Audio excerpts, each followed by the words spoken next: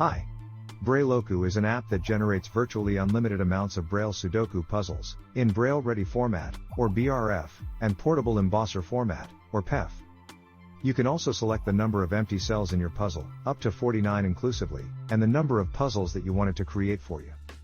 The image above shows how you could play directly on embossed Sudoku puzzles, with the help of Braille-labeled magnetic push pins. I recommend laying a placemat over the metallic magnetic board, in order to decrease the strength of the neodymium-based magnets, which could otherwise crush the Braille dots. Also, the base diameter of the magnets should be at most 15 mm, or 0.6 inches, in order to properly fit within the cells of the embossed Sudoku grid. As I don't have access to a Braille embosser, I typed my Sudoku on my Perkins Brailler, but it should print very nicely in portrait mode on 8.5 by 11 inches Braille or cardstock paper.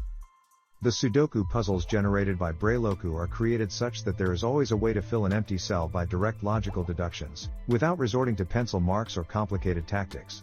This is an important factor for Sudoku puzzles in Braille format, as the player cannot annotate the Sudoku grid with pencil marks, and moreover doesn't have a broad view of the playing grid, which is required for more complex puzzle-solving techniques. The point described above entails that there is a limit to the number of empty Sudoku cells that can be included in any given Sudoku puzzle, while meeting these requirements. As such, a maximum of 49 empty Sudoku cells can be selected by the player, and the time required to generate a puzzle with 49 empty cells can exceed 5 seconds, but is on average around 2 seconds at this setting.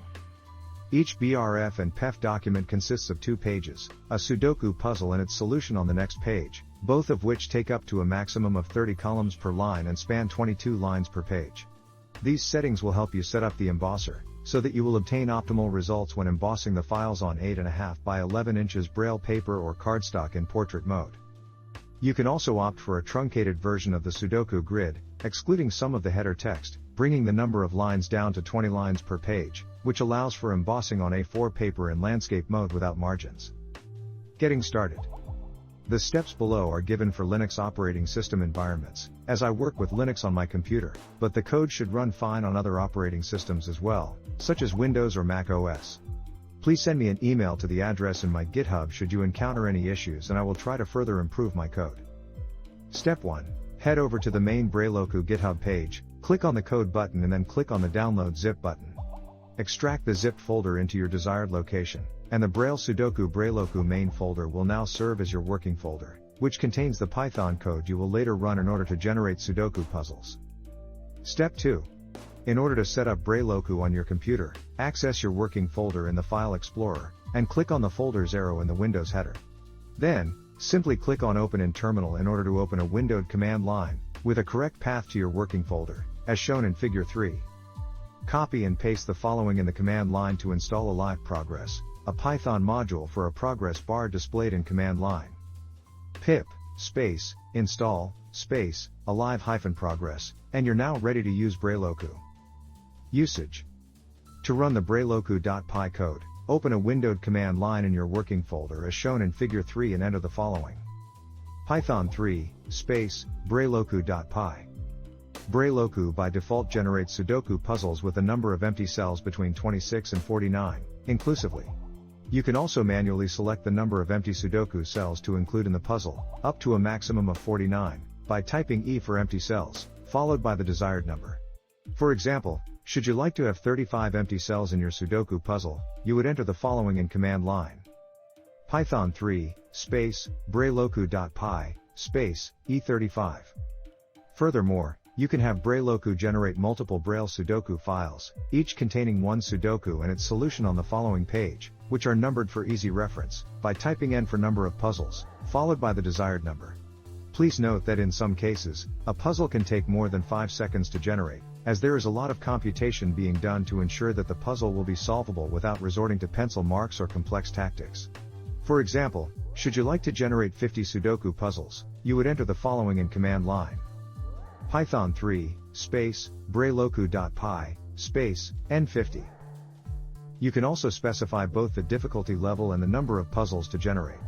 Simply enter both arguments mentioned above in any order, after the Python code call. Please make sure to include a space in between the Python code file name and any additional arguments. For example, to generate 50 Sudoku puzzles each having 35 empty cells, you would enter the following in command line. Python 3, space, Brailloku.py, space, N50, space, E35. Finally, you can also opt for a truncated version of the Sudoku grid, excluding some of the header text, bringing the number of lines per page down to 20 lines, which allows for embossing on A4 paper in landscape mode without borders. You would then need to enter short as an additional argument after the Python call.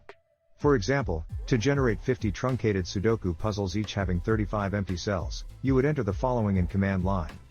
As always, the order of the arguments after the Python code file name doesn't matter. Python 3, space, Brailloku.py, space, E35, space, N50, space, short. Brailloku automatically creates a folder named Brailloku Sudoku Puzzles within your working folder. It then generates the Braille Ready Format, BRF, and Portable Embosser Format, PEF, subfolders within the Brailloku Sudoku Puzzles folder, and stores the files there. It also uses the file numbers of the BRF or PEF files in the Brailloku Sudoku Puzzle subfolders, in order to assign the new Sudoku puzzle numbers, so it is important to leave the files in those folders, and to avoid renaming them to ensure that the numbering remains accurate later on. And that's it. You're now ready to solve as many Braille Sudoku puzzles as you like. If you are close to someone who is visually impaired and would like to help them find an accessible version of Sudoku, or maybe if you are only sprucing up your Braille reading skills in preparation for the zombie apocalypse, LOL, then this app is for you.